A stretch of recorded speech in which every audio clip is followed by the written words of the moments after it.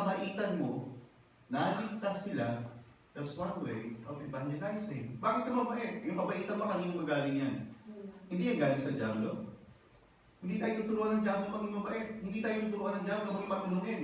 Lahat yan galing sa Diyos. Lahat, all good gifts come from God. Amen? So, lahat ng gifts na yung pwede natin gamitin, enable for us to share, to open the door of sharing the gospel. Kung wala yung sharing the gospel, kahit mabait tayo, kahit matulungin tayo, wala. Meron tayong matatanggap, pero hanggang dito lang yun. Recognition ng tao, pagtulong ng ibang tao, pagganti ng ibang tao, pero in eternity, kasi pagdating sa langit, ang hahanapin lang naman natin kung sino nag-share ng Word of God sa atin.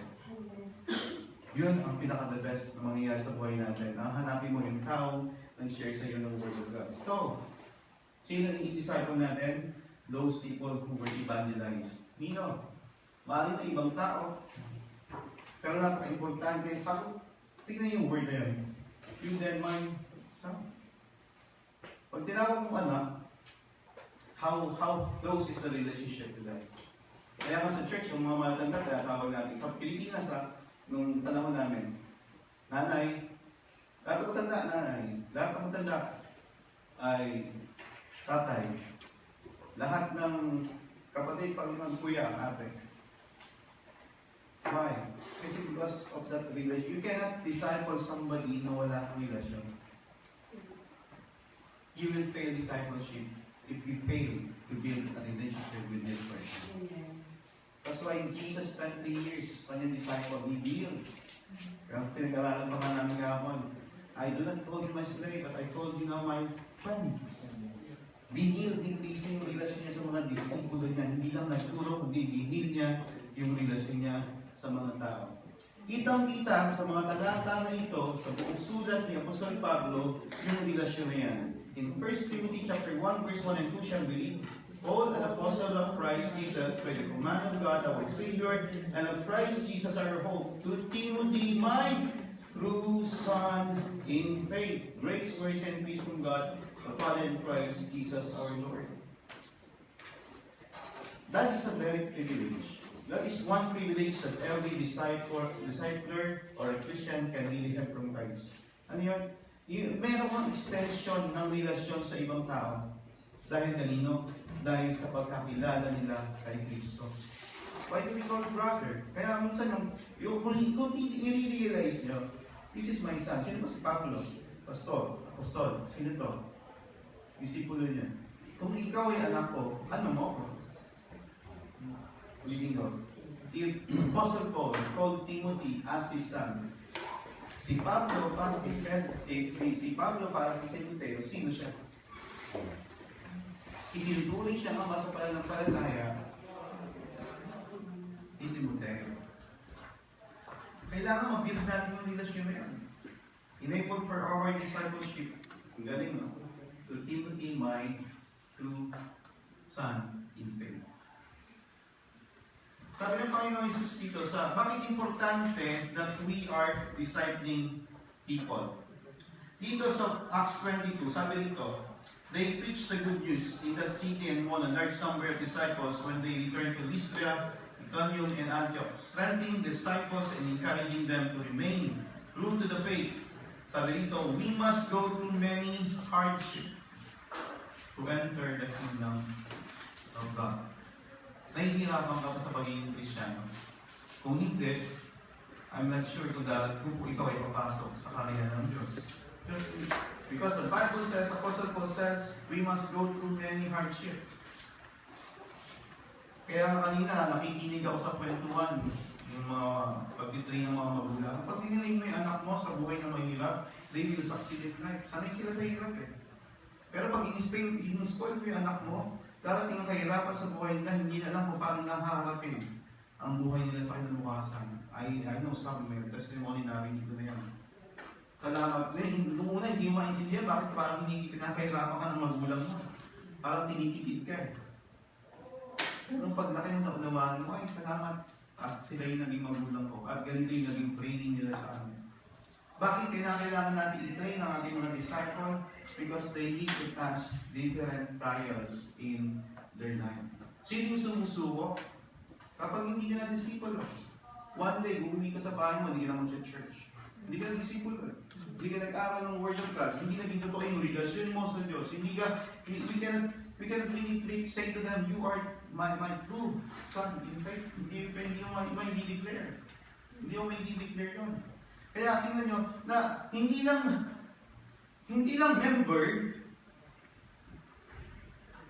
ang ating relasyon sa bawat isa, but we are truly a family of God. Malalim yung relasyon ng isang iglesia. Hindi na pumasok rito, member ka na. We must build our relationship. Amen. Because we are all children of God. Sabi ng Panginoon in John chapter 16 verse 33, sabi, I have told you to you these things so that in me you may have peace. In this world you will have trouble, but take heed, I have overcome the world. Basahin natin ito. Ang ganda.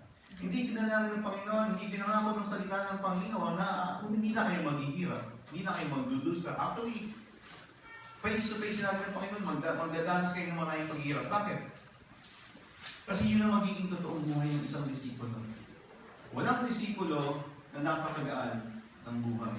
Why? Kasi kung yung master natin, si Kristo, na unang nagdidisipo sa akin ng hirap, hindi tayo exempted sa trials with regards to our faith. Minsan, kasama natin, minsan, magulang natin, minsan kapatid natin, minsan sadyang natin, magiging test of faith natin sila. Maraming hardship in following Christ. Kaya hindi madali maging Kristyano. Hindi madali magpastor. Talo na. Sabi na, gusto na magpastor. No? You must think, sabi ng Panginoon sa kanyang parable, walang magtatayo ng bahay na hindi mo na kinukwenta kung magkano kakailangan niya. Walang hari na susugod sa gera, hindi niya masisigurado pagkatapos niya yung gera, may kapanalig na yung gera. That's why discipleship is a decision. It's a decision you need to make. Susunod ka ba sa Diyos? Hindi ka pinilit. You have decided. Ibigay mo ba yung tithes mo? Hindi ka pinilit. You have decided. Why? Alam mo, hindi madali mag-tithes. Hindi madali magpunta sa church. Lalo na kung ang asawa mo ay Korean. Limitadong oras natin. Lalo na kung ay nagtatrabaho. Hindi madali magtayo ng sardo. Why? Kasi lahat tayo pagod.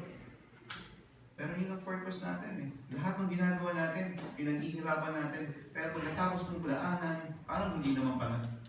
Pero yung realization eh. Parang akala mo, hindi pa ginagawa, mahirap. Pero ginawa mo na, ay, hindi pala mahirap mag-tithes. Hindi pala mahirap mag-ministry. Hindi pala mahirap mag-disciple. Why? Because we are trained. At lalo natin makikita yung katotohanan na lagi natin kasama ang Panginoon. Bakit? Sa gitna ng paghihirap natin sa buhay, hindi naman tayo iiwan ng Panginoon sa Kristo. Amen. Yun ang katotohanan. Let us read this paragraphs. Here lies the challenge to one disciple, you ought to win people. Christ. This is the reason why our people is starting with evangelism. This is the first step in the process we all need to learn how to lead people to Jesus Christ. In order for us to have disciples, this is the goal, the great mission of Jesus Christ. There is no way you can fulfill the great mission without winning someone to the Lord. Here is how Pastor Adrian Rogers. This is a statement of Pastor Adrian Rogers. No matter how, basahin natin, No matter how faithful you are in church, how generously you live, how circumspectly you walk, how eloquently you teach, or how beautifully you sing, if you are not willing to bring people to Jesus Christ, you are not right with God.